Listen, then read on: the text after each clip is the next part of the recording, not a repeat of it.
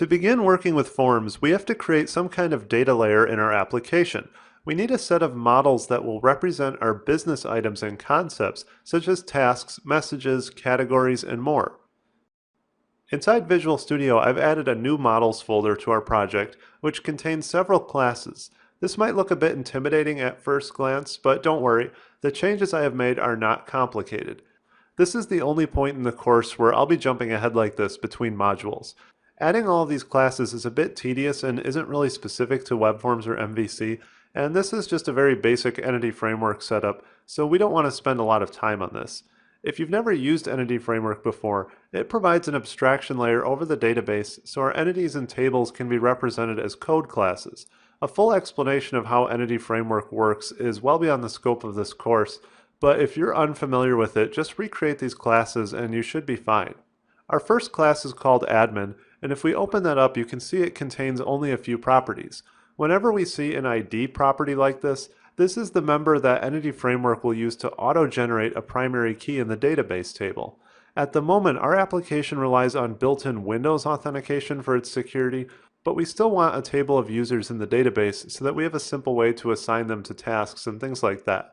We also have a navigation property at the bottom, which Entity Framework can use to access items that are linked to this entry through keys. So in this case, we'll be able to access the list of associated votes for this admin through our code. We also have a category class, which tasks can be associated with. For example, admins can mark tasks as customer complaints or business inquiries and more. The dashboard VM class is a view model for our homepage. We'll talk more about view models later, but they're basically used when we need to combine different pieces or types of data into one object for display in our application. In this case, we want to display a list of both threads and tasks on our homepage, so this view model contains both of them, and that'll be consumed by our main index view. I'm going to skip over our feedback context class at the moment and come back to that a bit later. Our message class represents a feedback message that was submitted by a customer. This just has a few properties you would expect, such as a subject and body. The most interesting property is this thread ID, which links the message to a thread class. This allows us to find all of the associated messages and replies in a given conversation, and then we'll be able to display them as a thread for our users. The next class is that message thread that I just mentioned, which contains a list of messages.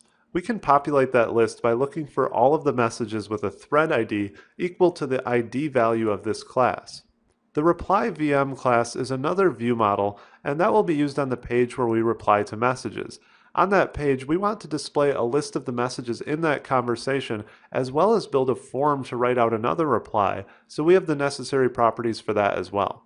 Our next class is called Task, and this represents a task that admins create for someone to work on and respond to customer feedback. This class has several properties that allow it to be associated with other items, such as the admin it's assigned to, a related message, and a category. We'll look closely at this class when we build our task form in the next couple of lessons, but one other thing I want to point out is this bind attribute at the top. This allows us to declare specific properties that will be excluded from model binding.